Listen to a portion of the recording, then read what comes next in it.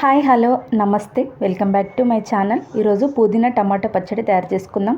దానికి ముందుగా స్టవ్ వెలిగించి ఆయిల్ వేసి చట్నీకి సరిపడా పచ్చిమిర్చి, ధనియాలు, జీలకర్ర, ఒక ఎల్లిగడ్డ అయితే తీసి పక్కన పెట్టుకున్నాను. ముందుగా కడిగి పెట్టుకున్న పుదీనా, పచ్చిమిర్చి వేగగానే అందులో పుదీనా యాడ్ చేసుకొని పుదీనా కూడా నూనెలో ఫ్రై అవ్వనివ్వాలి. ఇప్పుడు పుదీనా కూడా ఫ్రై అయిన తర్వాత ఇది మిక్సీ జార్లోకి ట్రాన్స్ఫర్ చేసుకోవడమే.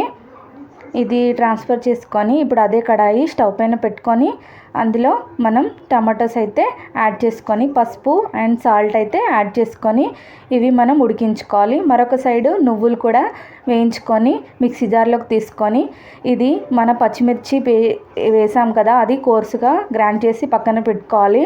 ఈ టమాటో అయితే ఉడికిపోయింది. అది చల్లారాక అది కూడా ఇందులో ట్రాన్స్ఫర్ చేసుకొని మిక్సీ పట్టుకోవడమే.